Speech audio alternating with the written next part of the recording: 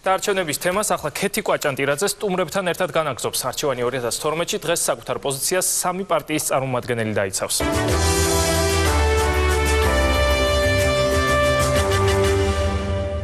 წინასაარჩევნო გარემო და EUTHOS პირველი წინასწარი შეფასებები ამ თემაზე არჩევანი 2012-ში სამი ქალბატონი ეკა ბესელია, ინგა გრიგოლია და ჩიორა თაქთაქიშვილი ისაუბრებენ. ქალბატონებო, საღამომშვიდობისა, მადლობთ რომ მონაწილეობთ ჩვენს გადაცემაში. ქალბატონო ჩიორა, თქვენ მოგმართავთ პირველი შეკითხვით.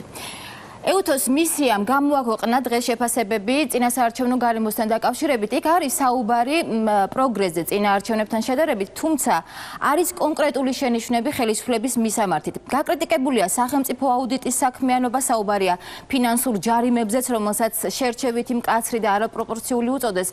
თქვენ გააკეთეთ დღეს ამ თემაზე კომენტარი და შეფასებები და განაცხადეთ, რომ EUTHOS წარმომადგენლებს არაზუსტი ინფორმაცია ჰქონდათ, რომელიც ერთ-ერთი პარტიის ლობისტებმა მიაწოდეს. რომელ პოლიტიკურ ძალას გულისხმობდი და თუ ასეა, რატომ ვერ მოხერხდა ზუსტი ინფორმაციის მიწოდება ამ უცხოელი ექსპერტებისთვის?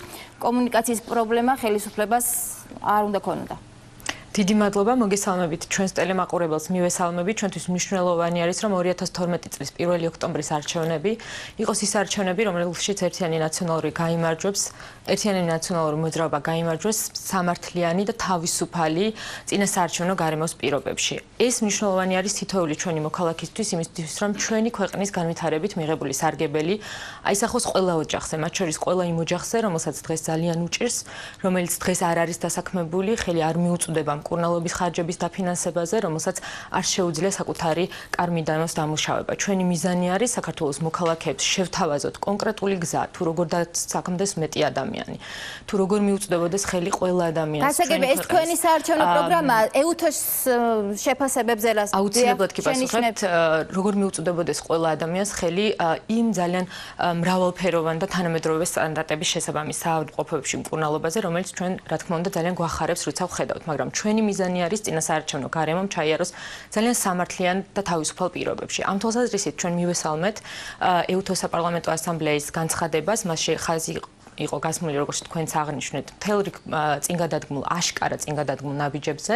ეს ეხებოდა სიების დაზუსტებას, ეს ეხებოდა პარტიების დაფინანსების გამჭვირვალობის შესახებ კანონმდებლობის შემუშავებას, ეს შეხებოდა იმ ყოველდღიურ პროგრესს, რომელიც ძალიან აშკარა იყო ამ თვალსაზრისით. ამავდროულად თქვენ მართებულად აღნიშნეთ, ჩვენ გავაკეთეთ კომენტარი იმასთან დაკავშირებით, რომ ერთის მხრივ ერთიანი ნაციონალური მოძრაობა გაითვალისწინებს იმ რეკომენდაციებს, რომელიც ჩვენ პარტიას შეეხება და ეს ძალიან ნორმალური არის. ამავდროულად ჩვენ გავამახვილეთ ყურადღება იმაზე, რომ შესაძლოა ექსპერტებს ჰქონდათ არაზუსტი და გარკვეულ შემთხვევაში მე შემიძლია დავადასტურო კიდეც, რომ ეს ინფორმაცია იყო არაზუსტი ინფორმაცია მიწოდებული ქართული ოცნების ლობისტებისაგან. რას ვგულისხმობ ამაში?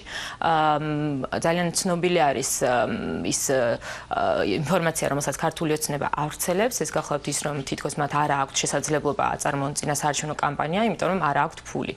არ ამგონია რომელიმე ჩვენ მაყურებელს რაიმე ფორმით აი ამ განცხადებას დაეთანხმოს, იმიტომ რომ ძალიან ნათელი არის ჩვენთვის, რომ მილიონები არის უკვე დახარჯული ქართული ოცნების მიერ წინასაარჩევნო კამპანიაში, როგორც ლეგალური, ასევე არალეგალური გზებით და ჩვენთვის მნიშვნელოვანი არის, რომ საქართველოს ყველა მოქალაქე მიცოდეს კონკრეტული პარტიის დაფინანსების რეალური პირობები. ძალიან მნიშვნელოვანი არის თითოეულმა მოქალაქემ არჩევანი გააკეთოს იმის მიხედვით კი არა თუ რამდენი ფული არის დახარჯული ივანიშვილის მიერ, არამედ არჩევანი გააკეთოს და მხარი დაუჭიროს იმ საარჩევნო პროგრამას, რომელიც გადაჭრის იმ პრობლემებს, რომელიც ყველაზე მეტად აწუხებს დღეს ჩვენს თანამოქალაქეებს. ეს არის დასაქმება, ეს არის ჯანდაცვაზე ხელმისაწვდომობა, ქართული სოფლის გაძლიერება. კარგით, მადლობთ ქალბატონო ეკა. EUTHOS მისიის შენიშვნებში ასევე მკაფიოდ არის ხაზგასმული ის პასუხისმგებლობა, რომელიც ამ საარჩევნო პროცესში ეკისრება ოპოზიციას. სადაც აღნიშნულია, რომ ყველა პარტიამ პატივი უნდა სცეს და მიიღოს არჩევნების შედეგები.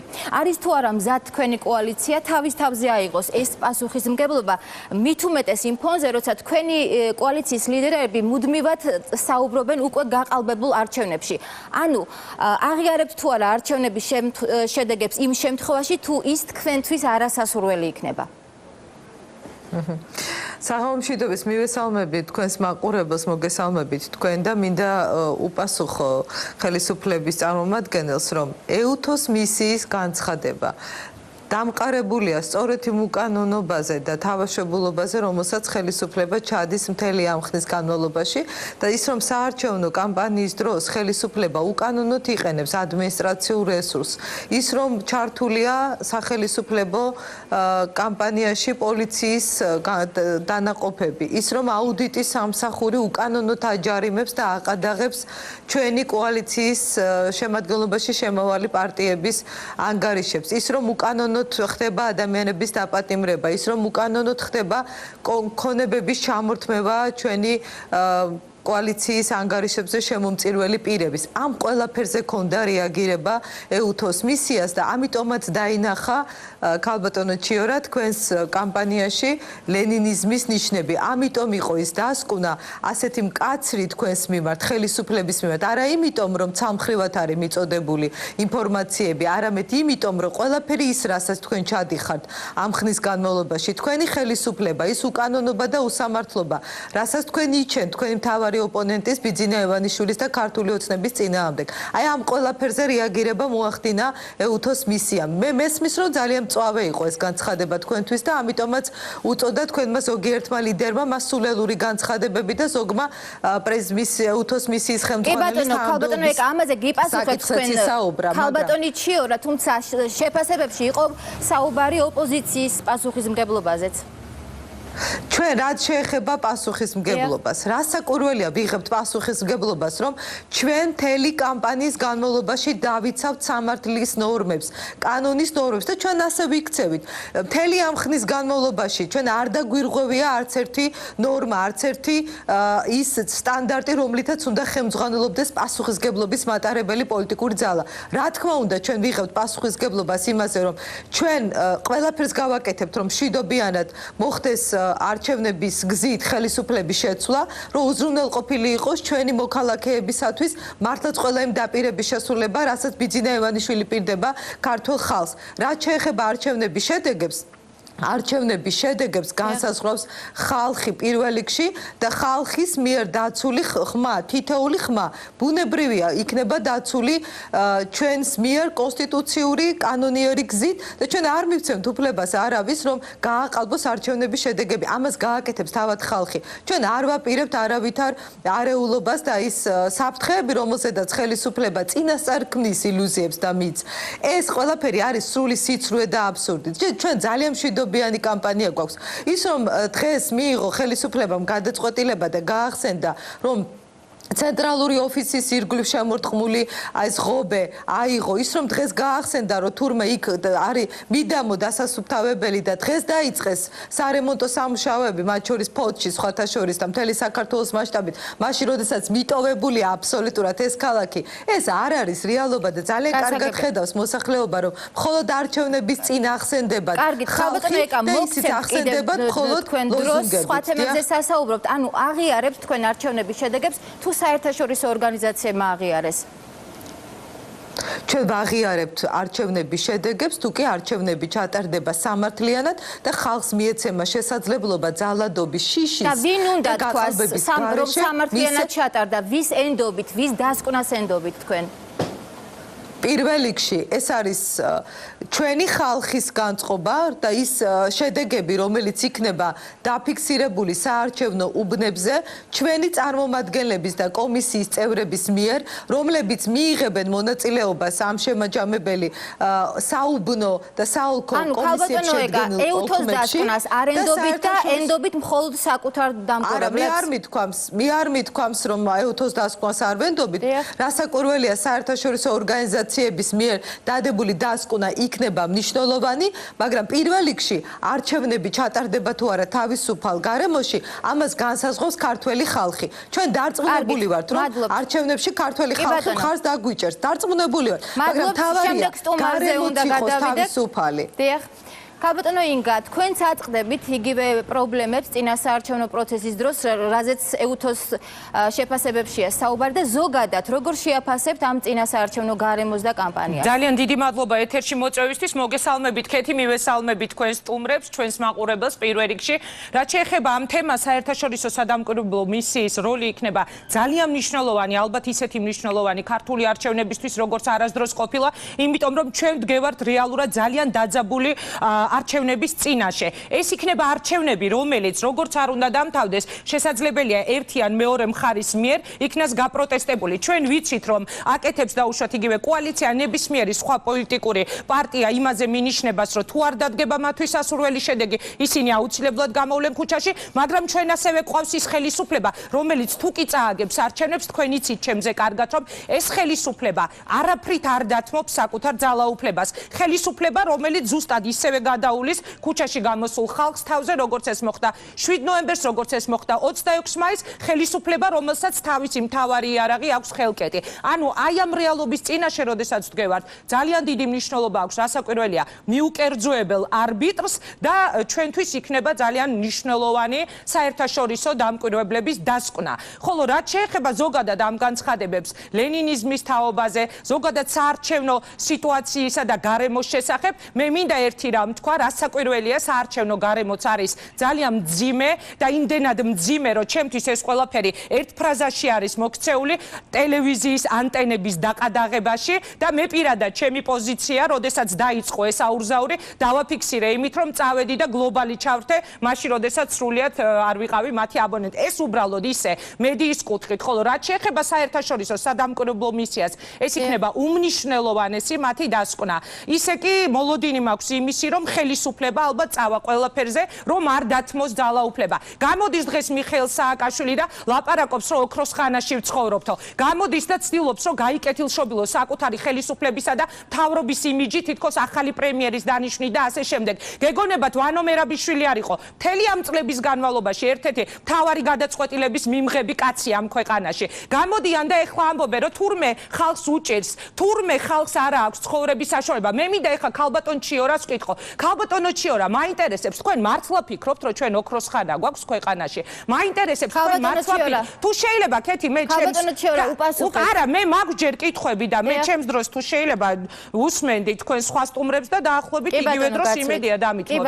ქალბატონ ჩიორას მინდა ასევე ვკითხო, თქვენ მართლა ფიქრობთ, რომ ხალხი არის ბედნიერი? თქვენ მართლა ფიქრობთ, რომ აი ეს ჯანდაცვა და მუზეუმივით აშენებული საავადმყოფოები არის ჩვენი მოსახლეობისთვის ხელმისაწვდომი? თქვენ მართლა ფიქრობთ, რომ კიდევ გაქვთ უფლება ნაციონალური მოძრაობის წარმომადგენლებს, რომ დარჩეთ იმ ქვეყანაში, სადაც ჯერ კიდევ დიდი ხნის წინ ამბობდით, რომ თურმე კეთილდღეობა და ყველაფერი საუკეთესო უნდა მიგეცათ ხალხისთვის და სახეზე გვაქვს მილიონზე მეტი გაღატაკებული უმწეოთა ბაზაში ოფიციალურად რეგისტრირებული ადამიანი. მე მაქვს ეს კითხვები თქვენთან. მოიხსენით ეს ვარდისფერი სათვალეები, ხელისუფლების წარმომადგენლებმა და აი ამ ვარდისფერი სათვალის გარეშე შეხვდით მოსახლეობას, იმათ კი არა, ავტობუსებით რომ მოყავთ თქვენთან ტაშის დასაკვრელად, გადით ისე სოფლებში, კამერების გარეშე გადით, აი ამ მთავარი მაგისტრალების იქი დანგრეულ გზებზე გადადით. მიდით და კითხეთ ხალხს, მე შეხვედრები მაქვს მთელი ამ ერთი თვის განმავლობაში, დედაქალაქში თუ დედაქალაქის გარეთ, მე ვარ გდანის მაჟორიტარობის კანდიდატი, სხვათა შორის ქეთი,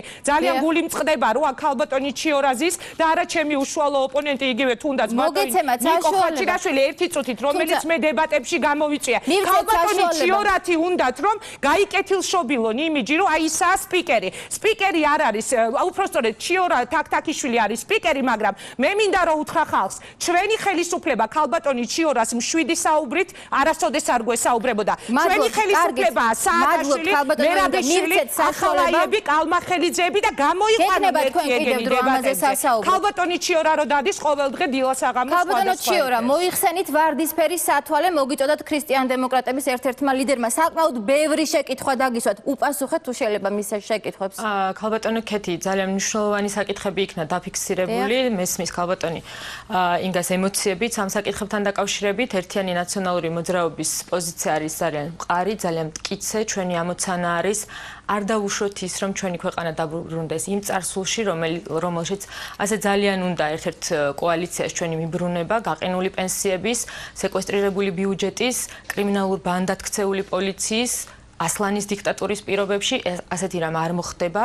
ერთიანი ნაციონალური მოძრაობა გააკეთებს ყველაფერს იმისთვის, რომ ჩვენ მოქალაქეებს გქონდეთ შესაძლებლობა თავად სამართლიანი თავისუფალი არჩევნების პირობებში გააკეთონ არჩევანი წარსულსა და მომავალს შორის. გასაგებია ქალბატონო ჩიორა, მაგრამ ამ არჩევნებზე 8 წლის შემდეგაც საუბრობთ, რომ გასაკეთებელი ჯერ კიდევ ბევრია, რომ მეტი დადგა დრო, რომ სარგებელი ნახოს ხალხმა. ძალიან მნიშვნელოვანი არის ჩვენ შევხედოთ რეალობას. რეალობა არის ის, რომ დღეს ჩვენ თანამოქალაქეებს უნდა შევეკითხოთ პირველ რიგში, არის თუ არა დღეს ჩვენი ქვეყანა უკეთესი, ვიდრე ის იყო 8 წლის წინ. არის თუ არა დღეს საქართველოს ქვეყანა, რომელსაც შეძლო მნიშვნელოვანი პრობლემების გადაჭრა. ბატონი ვანო მერაბიშვილი არის ნამდვილად ის პიროვნება, ჩვენი პრემიერ-მინისტრი, რომელმაც შეძლო ძალიან კონკრეტული გარდატეხა შეეტანა ჩვენი ქვეყნის განვითარებაში. კორუმპირებული, კრიმინალური ქვეყნიდან დღეს ჩვენ ნამდვილად შეგვიძლია ვთქვათ, რომ ვართ ქვეყანა, რომელსაც აქვს შანსი განვითარების. აქვს შანსი იმისთვის, რომ გახდეს დემოკრატიული, ევროპული, თანამედროვე სახელმწიფო, რომელიც არ მიყვება იმ გზას, რომლისკენაც ჩვენ გვიბიძგებს ქართული ოცნება, როდესაც ამბობს, რომ პუტინი თურმე არის დემოკრატიის მამა, რომელიც ამბობს, რომ თურმე საქართველოს დაიწყო ომი, ეს არის ის საკითხები და ის მიმართულება, რომელიც არჩეული აქვს ერთ პოლიტიკურ კოალიციას, მაგრამ ჩვენი თანამოქალაქეებისთვის ძალიან ცხადი არის, რომ საქართველოს კურსი, ეს არის კურსი დემოკრატიული, ევროპული, ატლანტიკური სივრცეებისკენ ინტეგრაციისთვის, არა იმიტომ, რომ ეს ლამაზად ჟღერს, არა იმიტომ, რომ ეს არის არჩევანი კონკრეტული ხელისუფლების, კონკრეტული პიროვნების, არამედ იმიტომ, რომ ეს არის ერთადერთი შესაძლებლობა ქართველი ხალხისთვის. იცხოვრობს ისე, როგორც მას სურს, აირჩიოს ის ხელისუფლება, რომელიც მას სურს. მე დარწმუნებული ვარ, ის პრობლემები, რომელიც დღეს არსებობს საქართველოში, შესაძლებელია მოგვარდეს სწორედ იმიტომ, რომ ჩვენ არ აყვავს კორუმპირებული მთავრობა, სწორედ იმიტომ, რომ ჩვენი პოლიცია არის ხალხის სამსახურში, სწორედ იმიტომ, რომ ჩვენ უზრუნველყავით ჩვენი ქვეყნის ეკონომიკური განვითარება, ჩვენ უზრუნველყავით ძალიან ის ბევრი საინტერესო და ლამაზი პროექტის განხორციელება, რომელიც ასე ახარებს ჩვენ თვალს, მაგრამ სწორედ იმიტომ, რომ დღეს კვლავაც ჩვენ მოქალაქეებს უჭირთ და სწორედ იმიტომ, რომ ჩვენი ქვეყნის განვითარებით მიღებული სარგებელი უნდა შევიდეს თითოეულ ოჯახში. ერთიანი ნაციონალური მოძრაობის პროგრამა არის მეტი სარგებელი ხალხს, დასაქმება, კონკრეტული პროექტების განხორციელება იმისთვის, რომ ჩვენი ქვეყნის მოქალაქეები იყვნენ დასაქმებული, მათ ხელი მიუწვდებოდეთ იმ ძალიან მაღალი სტანდარტების საავადმყოფოებში. მე ქალბატონ ინგას ვეთანხმები, ეს საავადმყოფოები არ არის ნამდვილად მუზეუმი. სწორედ ამიტომ საქართველოს ყველა მოქალაქე იქნება დაზღვეული, მას ექნება შესაძლებლობა ხელი მიუწვდებოდეს მკურნალობის ხარჯებზე და მშობლები არ იქნებიან იძულებული დაუმალონ თავიანთ შვილებს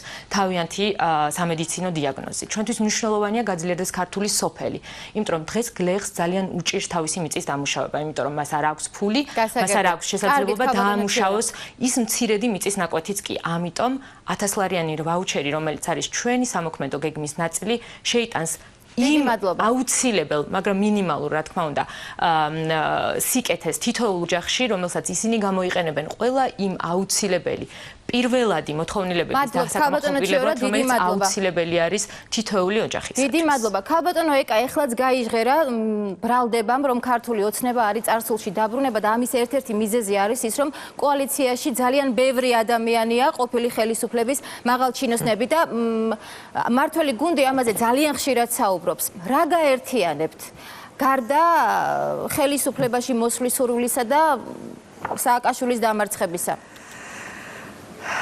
იცით რა არის ჩვენი მთავარი ოცნება? ის რომ ხალხი არ იყოს იმ სიღატაკეში და სიდუხჭერაში, რომელშიც ნაციონალურმა მოძრაობამ ჩააყენა და 9 წლიანი დაპირებები და შეუსრულებელი დანაპირებები დასრულდეს. გინდათ ქალბატონ ჩიორა დაბრუნდეთ რეალობაში და მართლა დაინახოთ რა ხდება ამ თქვენი ლოზუნგების მიღმა? აი ამ სურათებს შეხედეთ. მე ახლა გაჩვენებთ აი ამ ქალაქის სურათებს. ეს არის ფოთის პლეხანოვის ქუჩა, სადაც ცხოვრობს, აი ამ სახლში ცხოვრობს სხვათა შორის აი ქალბატონი, სამი ოჯახი, რომელიც ითხოვდა წლების განმავლობაში დახმარებას. აი ამ სახლში ცხოვრობს ადამიანები, მათ შორის მოხუცი ადამიანი, პენსიონერი, რომელიც ეხვეწებოდა თქვენს მერს, რომელიც ახლა ნაციონალური მოძრაობის კანდიდატია სამეგრელოს რეგიონში და დღეს წარადგინა იგი პარლამენტის თავმჯდომარემ და ის წერდა, რომ არა გვაქვს საშუალება დაგიკმაყოფილო და სხვა ბინა მოგცეთო. აი ეს არის თქვენი აშენებული საქართველო. აი ეს არის აშენებული ფოთი 20,000 სამუშაო ადგილი, 450 ქარხანა, რომელსაც თქვენ პირდებოდი და თქვენი პრეზიდენტი და ეკონომიკური თავისუფალი ზონა. აი ეს არის 21 საუკუნის საქართველო, სააკაშვილის საქართველო, რომელსაც თქვენ აშენებთ. წარსულში დაბრუნება თქვენ გინდათ, ამიტომ გიწოდათ დღეს თქვენ უпростоად გუშინდე განცხადებაში ეუთოს მისიამ ლენინიზმის ნიშნების მატარებელი კამპანია. რატომ იცით? ლენინი ამბობდა, რომ სიტყვის თავისუფლება ჩვენ არ ვაპირებთ თვითმკვლობის დასრულებასო. იმიტომ რომ აყადაღებთ თებშებს, იმიტომ რომ ახშობთ თავისუფალ სიტყვას, იმიტომ რომ გააღარიბეთ, გააუბედურეთ ქართველი ხალხი. ჩვენ ვაპირებთ რომ ჯანდაცვა იყოს ყველასთვის ხელმისაწვდომი. თითოეული ადამიანი იქნება უზრუნველყოფილი, განათლებით, სამუშაო ადგილით, ყველასთვის იქნება შესაძლებელი თავისუფალ მშვიდ გარემოში ცხოვრება, დასაქმდებიან, დაბრუნდებიან ადამიანები, რომლებიც წავიდნენ. ფოთის მაგალითზე გეტყვით, საიდანაც მე თქვენ გესაუბრებით ახლა. გადათხრილია მთელი ფოთი. წყალი არ მიეწოდება ამ საზღვაო ქალაქს. კომუნიკაციები აბსოლუტურად მოშლილია, ინფრასტრუქტურა აბსოლუტურად განადგურებულია. ახლა არჩევნების წინ დაიწყეთ გზების დაგება და სულ რაღაც რამოდენიმე დღეში ყველაფერი შეწყდება. ამ ქალაქს არ აქვს არაფერი. პორტი ისე გაუქმდეთ, რომ ბიუჯეტი არ აპირებთ ამ პრობლემების მოგვარებას, რომელსაც თქვენ ახლა საუბრობთ. ჩვენ შევქმნით, დიახ, გეტყვით.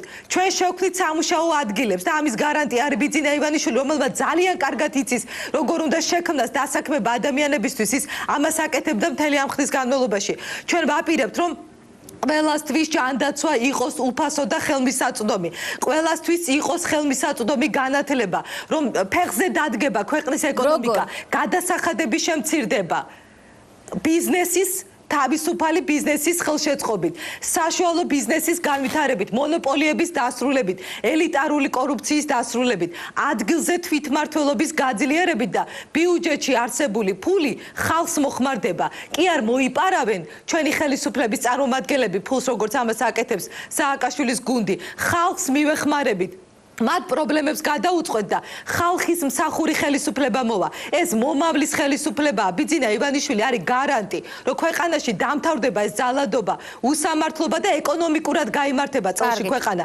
ფოთი ეს მართლაც ერთი წინადადება მინდა გითხრათ, ეს უმნიშვნელოვანესი ქალაქია, რომელიც უნდა იყოს ქვეყნის არტერია. ამ ქალაქს ჭირდება განსაკუთრებული ზრუნვა და ჩვენ ამას გაუკეთებთ. ფოთი ისე როგორც მთელ საქართველოს გაუკეთებთ იმას, რომ ის საქართველო იქნება გამთლიანებული. ძლიერი, მდიდარი და სამართლიანი. მადლობთ. ქალბატონო ინგა, ქრისტიან დემოკრატების მიმართ ხშირად ისმის ბრალდება. უკაცრავად, დიდი ბოდიში, კეთი, მე პასუხი უნდა გავცე ქალბატონ ჩიორას. მოკლედ თუ შეიძლება. არა, მოკლედ გავცემ, კი, მაგრამ რომ დაიწყო აქ რაღაც საუბარი, მაპატიე დემაგოგია ეს 1000 ლარიანი ვაუჩერები, საერთოდ ეს ვაუჩერები შეურაცხმყოფელი თემა მოსახლეობისთვის. ჯერ ეს ერთი ხალხს მე ხა უნდა უთხრა ერთხელ კიდევ, რომ ეს 1000 ლარიანი ვაუჩერი ნაწილდება 4 წელზე და ვინმე არ იფიქროს, რომ ესა ერთბაშად 1 წლის 1000 ლარიანი ვაუჩერი. ვის ჭირდება ქალბატონო ჩიორა თქვენი ვაუჩერები 20 და 30 ლარიანი ვაუჩერი კი არ ჭირდება ხალხს ეს წაიღეთ და სახში გაიკარით იმის მოსაგონად რომ ოდესღაც იყავით ხელისუფლებაში ხალხს ჭირდება დასაქმება ხალხს ჭირდება ფული შვილების განათლებისთვის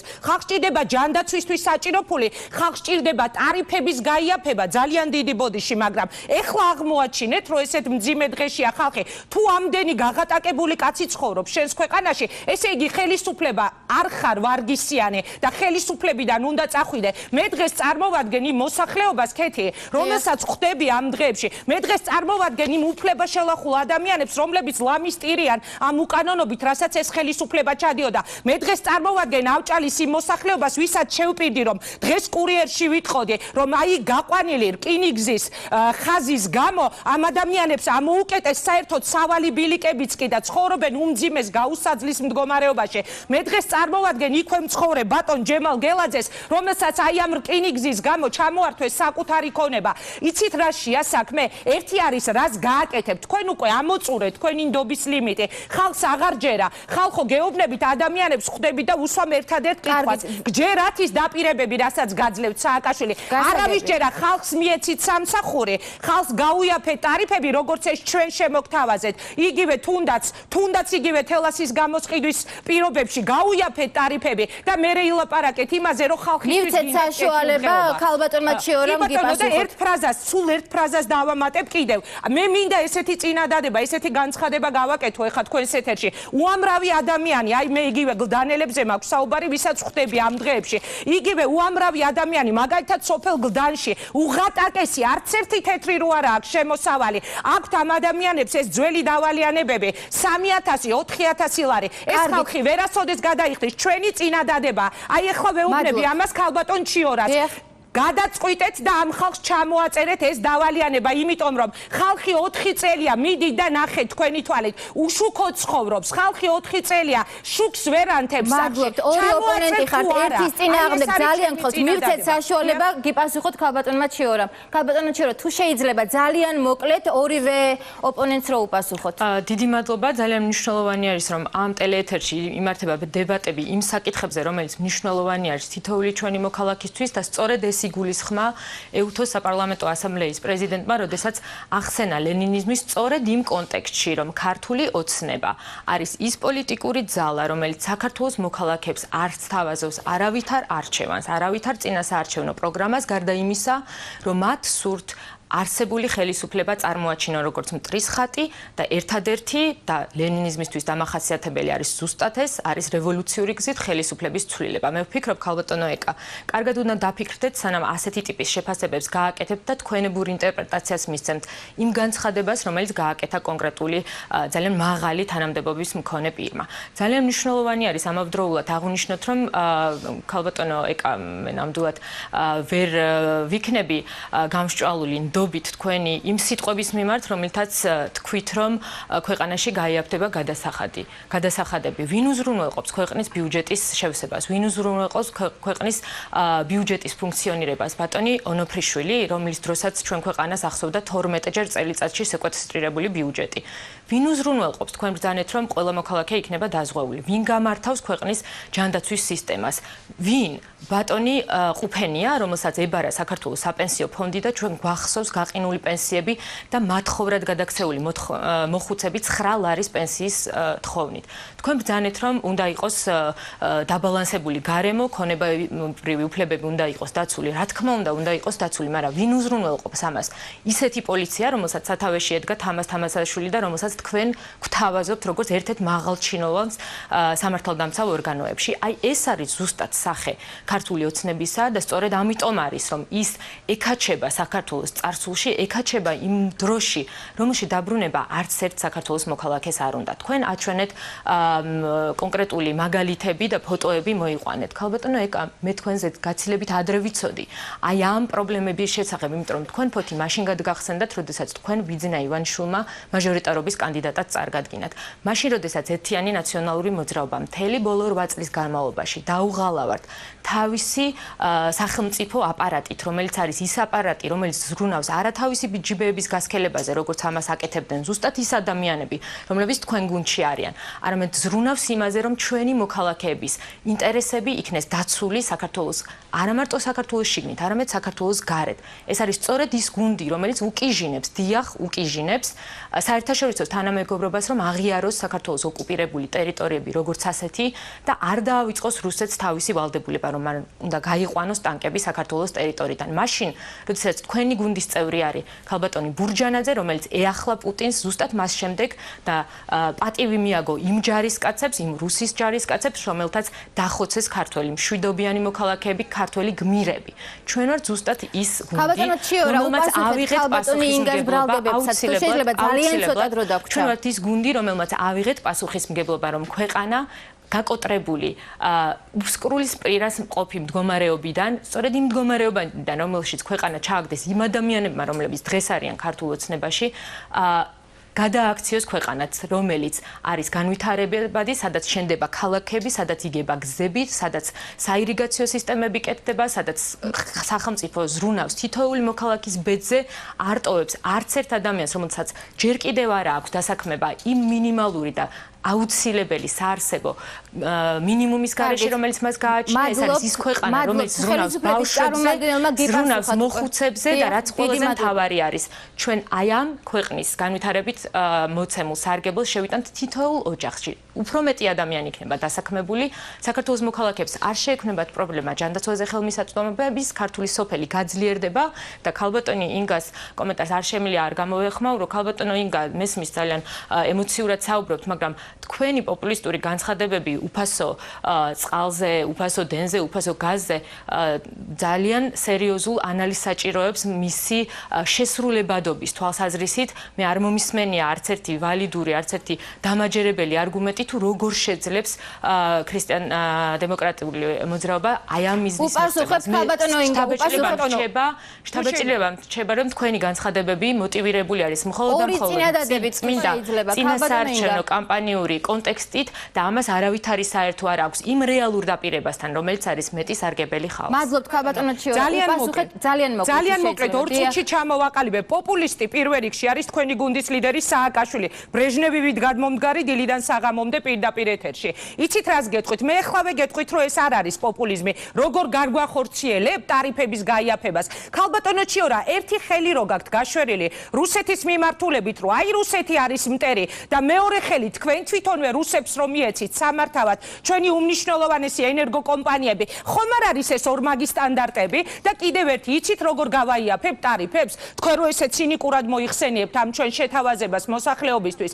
ჩვენ ნებისმიერმა თავმოყარე სახელმწიფომ უნდა მივაღწიოთ იმას, ოღონდ ეს თქვენი ხელისუფლების პირობებში როგორ ჩანს ვერაფრით ვერ მოხდება. კარგით, არ უკვე ვაპასუხეთ. 75% ცილის უნდა გამო არა მკითხა ქეთი როგორო და ხო უნდა ვთქვა რომ მე კი არ პოპულისტო არამედ 75%-იანი წილი თელასისა უნდა გამოვისყიდოთ სწორედ რუსების ხელიდან და სახელმწიფომ ამითი ეგრევე შესაძლებელია რომ გააიაფოს ტარიფი მინიმუმ 5 თეთრით. არის ეს პასუხი თქვენთვის მისაღები? მე შემიძლია დაუსრულებლად გედებატო ჩვენ შეთავაზებებს. კარგით, ქალბატონო ეკა თქვენს მოგცემთ საუბრის საშუალებას, თუმცა აქვე მინდა ქალბატონ ინგას ვკითხო ქრისტიან დემოკრატების მიმართ ხელისუფლების მუდმივად ისმის ბრალდება რომ ხელისუფლების თამაშს თამაშობს, რომ თქვენ ცდილობთ ამ მომრჩეველი დააბნიოთ, არის პრეტენზიები რომ თქვენ მაჟორიტარობის კანდიდატების წამოყენებით ცდილობთ ოპოზიციას წაართვათ ხმები. მაგალითად თქვენ გლდანში იყრით კენჭს და ძლიერ კონკურენტადაც ითვლებით. არ ფიქრობთ რომ ამით პირდაპირ ხელისუფლების წისქვილზე ასხამთ წყალს? ეს ძალიან უცნაური ბრალდებებია ხოლმე. ვინ არის ხელისუფლების სატელიტი? მე ვარ ხელისუფლების სატელიტი,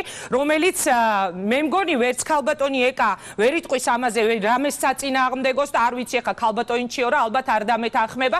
არასოდეს არც ერთი კითხვა პირდაპირ ეთერში არ ყოფილა რომელიც ჩემგან არ დასმულა. არასოდეს არც ერთი ფაქტი არ ყოფილა რომელიც მე დამიმალავს. მე არავის სატელიტი არ ვარ ისევე როგორც მთელი ის გუნდი სადაც ვარ. რაც შეეხება მაჟორიტარობის დასახელებით ვიღაცისთვის ხმების წართმევას, იცით რა არის? მარადიულად ეს არის რაღაცა შანტაჟის ენაა რა. შენ თუ შენი ცალკე პოლიტიკური გუნდი თავისი ძალიან მყარი პოზიციებიდან გამომდინარე აპირებს რომ მიიღოს არჩევნებში მონაწილეობა, თურმე შენ ხარ მოღალატე, შენ ხარ ვიღაცასთან შეკრული. იმის გამო რომ ჩვენ რაღაც კონსენსუსამდე მივიდეთ, მარტო ერთი მხრიდან არ უნდა იყოს წინადადება. აი აქ არის ეხა ეკა ბესელია, რომელიც ძალიან მიყვარს და მან იცის ჩემი მისადმი დამოკიდებულება, აქვე მის წინ გავაკეთებ ესეთ შეთავაზებას. არსებობს ყველანაირი რეიტინგები, ეს ალბათ მათ პარტიასაც აქვს, ჩვენ პარტიას, ხელისუფლებას ყველას, რომლის მიხედვითაც გლდანის მაჟორიტარულ არჩევნებს იგებს ქრისტიან დემოკრატიული მოძრაობის კანდიდატი. მე გთავაზობთ, მოხსენით თქვენი კანდიდატი, მოხსნან დანარჩენმა ოპოზიციურმა პარტიებმა იგივე გლდანში, სადაც არის იმისი რეალური შანსი, რომ დავამარცხო ნიკო ხაჩირაშვილი, რომელმაც პირველმა აწია ხელი, ეს უნდა იცოდნენ გლდანელებმა, როცა ელექტროენერგიის და დასუფთავების გადასახადი მიაბა ამ ხელისუფლებამ ერთმანეთს. მე მაქვს რეალური შანსი, ყველანაირი გამოკითხვებით, ყველანაირი მონაცემებით, რომ ხაჩირაშვილი დავამარცხო ამ არჩევნებში. ესაა ჩემი შეთავაზება. აი მე ვთავაზობ დღეს ასეთ განცხადებას ვაკეთებ. კი ბატონო, ქალბატონო ეკა, იღებთ თქვენ ინგა გრიგოლიას შეთავაზებას? მე მინდა პირველ რიგში მომცეთ საშუალება რომ ქალბატონ ჩიორას აი ამ სიცრუეს უპასუხო, რასაც ის დიდხანს საუბრობ და ძალიან მოკლედ გეტყვით. თქვენ როდესაც ამბობთ რომ ჩვენ ვართ ის ძალა თურმე რომელიც წარსულში ბრუნდებით და თურმე რუსულ ინტერესებს ვატარებთ. მე კიდევ ერთხელ მინდა გითხრათ, თქვენ ახართ იმ პოლიტიკური გუნდის წარმომადგენელი, რომელმაც მთელი ეკონომიკური ბერკეტები რუსეთს გადასცა ხელთ. ბიძინა ივანიშვილია სწორედ ის ადამიანი, რომელსაც აქვს 1,5 მილიარდი ქველმოქმედება განხორციელებული ბოლო 5 წლის განმავლობაში. ის იყო იდგა სწორედ ყველა იმ პროექტის უკან, რომელსაც ქართველი ხალხისთვის აკეთებდა და რომელსაც მაკრატელით ჭრიდა მიხეილ სააკაშვილი და იბრალებდა. აი ეს არის ადამიანი, რომელიც ყველაზე დიდ ქართულ საქმეს აკეთებდა. თქვენი გუნდის წარმომადგენლები არიან სწორედ ისინი, ვინც წინა ხელისუფლების პერიოდშიც იყვნენ მთავრობაში და ისინი მოდიან ბოლო 20 წელიწადია ქართველი ხალხის დამანგრევლად. თქვენ ხართ სწორედ ის ზალა, რომელმაც ქვეყანა უკიდურეს სიღარიბემდე მიიყვანეთ და ჩვენ ვაპირებთ ყველა ის პრობლემა, რომელიც თქვენ ქვეყანას დაუტოვეთ, გადავჭრათ ძალიან სწრაფად და ამის გარანტი არის ბიძინა ივანიშვილი, ქართველი ხალხი, რომელიც მას მიყვება. ამიტომ ის დემაგოგია, ის სიცრუე, რომელზედაც თქვენ ლაპარაკობთ, ეს ყველაფერი იგრძნობა, გაიარეთ ფოთის ქუჩებში და ნახეთ თქვენი აშენებული საქართველო. არაფერი მოგვარებული არ გაქვთ. მიტოვებული ხავთ გაჭირვებული ადამიანები, ინვალიდები, წამლის გარეშე, ავადმყოფები, ყოველგვარი დახმარების გარეშე. ქუჩაში გამოყარეთ ხალხი. გაიარეთ და ხალხს დაელაპარაკეთ. კარგით, რაც შეეხება ინგა გრიგოლიას შეთავაზებას. რაც შეეხება ინგა გრიგოლიას შეთავაზებას, რომელიც ამ წუთებში გაჟღერდა ჩვენს ეთერში. ამას რას უპასუხებთ? ამაზე ჩვენი პოლიტიკური გუნდი მიიღებს გადაწყვეტილებას და მე ხა არ მაქვს შესაძლებლობა ამ კონკრეტულ საკითხზე მე გელაპარაკო თქვენ, მაგრამ ჩემთვის ეხა ძალიან მნიშვნელოვანია ის, რომ ჩვენ ხალხს გავაგებინოთ, რომ არჩევანი დღეს ძალიან მარტივია და ძალიან კარგად ჩანს, სად უნდა დადგეს ქართველი ხალხი. ის რომ ქვეყანაში დღეს არის ვითარება, როდესაც ნაციონალური მოძრაობის წასვლის ჟამი დადგა და ხალხს უნდა მიეცეს საშუალება მშვიდობიანად მიიღოს ეს გადაწყვეტილება და გაისტუმროს ეს გუნდი ხელისუფლებიდან, ეს არის ძალიან ნათლად ნათქვამი. კარგად წაიკითხეთ ეუთო საპარლამენტო მისიის დასკვნა და მიხვდებით ლენინიზმში რო ხართ ჩარჩენილები ქალბატონი ჩვენი დრო ამოიწურა. ძალიან დიდი მადლობა. ორი წინადადები თუ გნებავთ უპასუხეთ ძალიან მალე. მნიშვნელოვანი არის ერთ საკითხზე ორივე ქალბატონმა გაამახვილა ყურადღება, ეს ეხებოდა რუსეთის წილს ქართულ ეკონომიკაში და მე მინდა გავახსენო საზოგადოებას და ვკითხო ქალბატონეკას, იცის თუ არა რა წილი იყო რუსეთის რა წილი იყო საქართველოს ეკონომიკაში მაშინ, როდესაც შევარდნაძე და ის მინისტრები მართავდნენ ქვეყანას, რომელთაც ისინი დღეს საზოგადოებას თავაზობენ, როგორც ვითომ საქართველოს მომავალს. ჩვენი ამოცანა არის გაიზარდოს ჩვენი ეკონომიკური ურთიერთობები და კონკრეტული ნაბიჯები არ იყო ამ თვალსაზრისით გადადგმული ევროკავშირთან, ამერიკასთან, ამ თვალსაზრისით სწორედ ეს არის გარანტია იმისა, რომ საქართველოში შემოვა დამატებითი უცხოური ინვესტიციები და სწორედ ეს დამატებითი უცხოური ინვესტიციები. უზრუნველყოფს იმას, რომ დასაქმდეს მეტი ადამიანი და მეტმა ადამიანმა მიიღოს სარგებელი. ამოიწურა ჩვენი დრო. ძალიან დიდი მადლობა. უნდა დაგემშვიდობოთ სამივე ქალბატონს. დიდ მადლობას გიხდით ჩვენს გადაცემაში მონაწილეობ. არა, სამწუხაროდ აღარ გვაქვს დრო. დიდი მადლობა. მადლობთ.